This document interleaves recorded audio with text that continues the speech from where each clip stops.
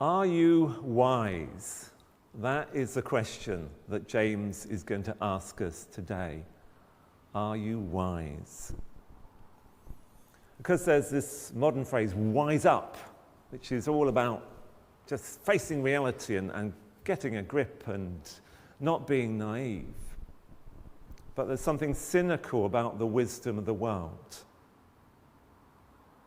James asks us, are you wise? And he's looking for a special kind of wisdom, not the crafty, cunning wisdom of the world, but the wisdom of God. And in this, James is influenced by the scriptures that come before, the Hebrew scriptures, the Old Testament, and all the books that have the title wisdom, the wisdom literature of the Old Testament. Books like Proverbs and Ecclesiastes. And they speak of wisdom as a gift from God, and ultimately that only God is truly wise. So we need to get the right kind of wisdom, and that as a gift from our wise God. The book of Proverbs is a wonderful collection of all kinds of sayings and reflections, some with great scope and some very tiny and practical. There's a combination in the wisdom literature of great themes of knowledge and understanding and of common sense and practical, outgoing, daily wisdom in our living. Just to give a few sayings from the book of Proverbs. Do you see a person wise in their own eyes? There is more hope for a fool than for them. Or another proverb, a simple meal with love is better than a feast where there is hatred. And of course, the Proverbs and the Psalms speak of wisdom at its root being acknowledging God as the source. The beginning of all wisdom is that deep awe and reverence before our God. Before we hear our reading from James, I want to read a few verses from Proverbs chapter 8, which imagines wisdom calling out to us. Does not wisdom call out? Does not understanding raise her voice? At the highest point along the way, where the paths meet, she takes her stand. Beside the gate leading into the city, at the entrance, she cries aloud. To you, O people, I call out. I raise my voice to all humanity. You who are simple, gain prudence. You who are foolish, set your hearts on it. Listen, for I have trustworthy things to say. I open my lips to speak what is right. My mouth speaks what is true. For my lips detest wickedness. All the words of my mouth are just. None of them is crooked or perverse.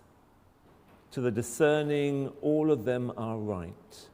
They are upright to those who have found knowledge. Choose my instruction instead of silver, knowledge rather than choice gold. For wisdom is more precious than rubies, and nothing you desire can compare with her. This is the word of the Lord. Thanks be to God. Nothing can compare to wisdom. Nothing can compare to her. The Hebrew scriptures give wisdom a feminine characteristic, and us men will realize that that is very true and proper. Before we listen to James, let's sing a very simple chorus, Spirit of the Living God. We'll remain sitting to sing this.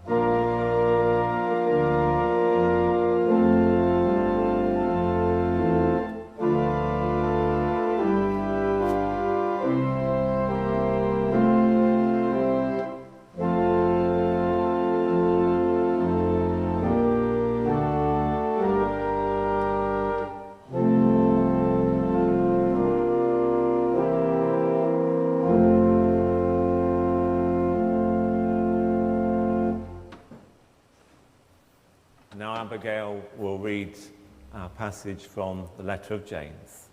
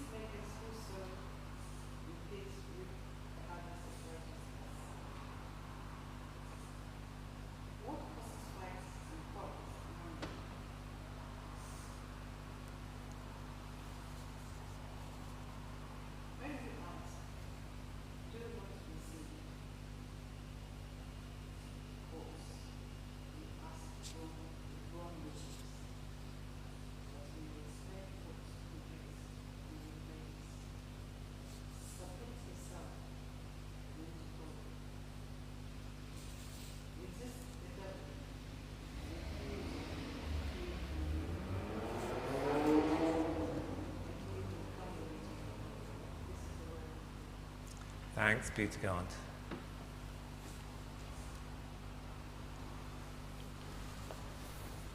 Come near to God, and God will come near to you.